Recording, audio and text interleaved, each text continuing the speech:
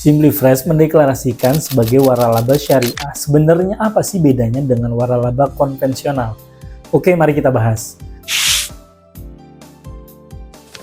Pertama-tama harus dijelaskan terkait merek dagang atau hak atas kekayaan intelektual sebagai dasar dari waralaba, bahwa hak atas kekayaan intelektual sebagaimana yang berkembang saat ini memang tidak ada di dalam Islam. Tapi tidak berarti bahwa Islam tidak menghargai karya intelektual. Justru sebaliknya, Islam sangat menghargai karya intelektual. Sebab jika tidak, bagaimana mungkin karya intelektual ulama Islam begitu luar biasa, baik dari kualitas maupun kuantitasnya, yang bahkan tidak bisa ditandingi oleh peradaban manapun. Hanya saja karya intelektual setelah dipublikasikan kepada publik pada dasarnya bisa digunakan oleh siapapun. Tidak berarti diperbolehkan untuk mencatut dan menipu atas nama pemiliknya. Karena itu tetap saja dianggap sebagai penipuan yang diharamkan di dalam Islam. Merek dagang atau nama perusahaan sebagai produk karya intelektual pada dasarnya merupakan jasa yang bernilai finansial dan bisa diperjualbelikan. Alasannya, merek dagang adalah nama dan bentuk yang bisa membedakan barang tertentu dengan barang lain. Nah, pada saat ini, inilah fakta yang disebut dengan merek dagang. Merek dagang ini dijual untuk bisa dimanfaatkan oleh pembelinya. Merek dagang ini secara real menghasilkan manfaat. Manfaat itu sendiri merupakan harta. Dalilnya adalah sabda Rasulullah SAW kepada orang yang meminta dinikahkan dengan seorang wanita yang menyerahkan dirinya kepada Nabi. Dikatakan Rasulullah bersabda, "Pergilah, aku telah menikahkan kamu dengannya dengan mahar hafalan dari Al-Quran." Nah, Rasulullah telah menetapkan manfaat mengajarkan Al-Quran sebagai harta. Ibnu Rajab Al-Hanbali mengatakan seandainya manfaat ini bukan merupakan harta, niscaya manfaat tersebut tidak sah digunakan untuk tujuan menjadi mahar. Nah, manfaat merupakan harta juga ditegaskan oleh riwayat Al-Bukhari bahwa Rasulullah bersabda, "Yang paling berhak untuk kalian ambil upahnya adalah mengajarkan kitabullah." Rasulullah SAW telah menetapkan manfaat mengajarkan Al-Quran dengan kompensasi finansial. Ini menunjukkan adanya karakteristik harta dari manfaat tersebut. Dengan demikian, merek dagang merupakan jasa atau manfaat yang dihasilkan oleh karya intelektual dan mempunyai nilai finansial telah dinyatakan dengan jelas dalam syariah.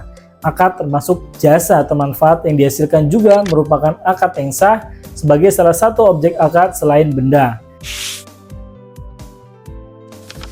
Hanya saja yang harus diperhatikan untuk menjual merek dagang, franchisor harus menyediakan apa saja informasi dan keahlian yang diperlukan oleh franchisee, agar barang yang diproduksi franchisee kualifikasinya sama dengan barang yang diproduksi oleh franchisor.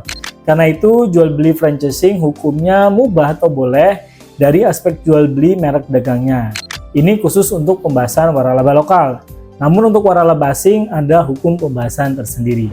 Namun dalam perjanjian kerja sama waralaba sering ditemui yang namanya royalty fee, yaitu sejumlah pembayaran yang diterima franchisor dinyatakan dalam persentase dari omset pendapatan outlet milik franchisee setiap bulan. Sistem royalti seperti ini tidak sah secara syar'i sebab bertentangan dengan cara bagi hasil dalam hukum syirkah Islami, yaitu adanya goror atau ketidakjelasan pada akad tersebut yang menjadikannya terlarang dalam syariat. Nah, akad merupakan unsur penting dalam muamalah, karena bila akadnya salah, maka uang yang dihasilkan juga jatuh dalam keharaman. Lalu bagaimana solusi akad waralaba agar sesuai syariat? Solusi yang pertama bisa menggunakan yaitu namanya akad syirkah. Jadi pemilik brand atau franchisor tidak menyewakan brandnya, tapi menjadikan merek sebagai bagian dari keterlibatan modal, atau merek tetap disewakan kemudian berakad syirkah sebagai pengelola usaha. Dari akad ini, franchisor berhak mendapatkan bagi hasil persentase dari laba bersih syirkah atau harta lebihnya dari modal awal, bukan persentase dari omset.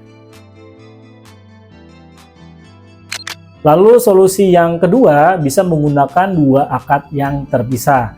Akad pertama yaitu akad ijaro atau sewa, di mana franchisor menyewakan merek termasuk di dalamnya sistem SOP, maka franchisee berhak menggunakan itu semua selama rentang waktu sesuai kesepakatan. Dan yang akad kedua adalah akad ijaro.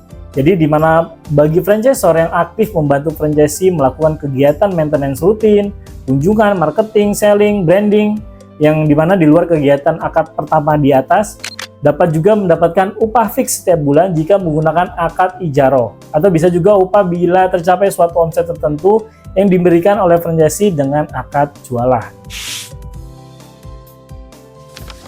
Nah, alhamdulillah di Simplifresh kami sudah menerapkan akad sesuai syariah seperti dijelaskan di atas. Semua kami lakukan tidak lain dalam rangka menjaga keberkahan di dalam bisnis. Jadi bisnis halal itu bukan hanya zat produknya saja yang halal, namun mulai dari modalnya, prosesnya, akadnya, sampai dengan hasilnya untuk apa yang harus sesuai syariah. Maka wajib bagi seorang muslim memahami ilmu fikih muamalah ekonomi, minimal yang terkait bisnis yang digelutinya, supaya tidak sampai terjerumus ke dalam dosa akibat keengganan untuk belajar. Salam sukses berkah berlimpah.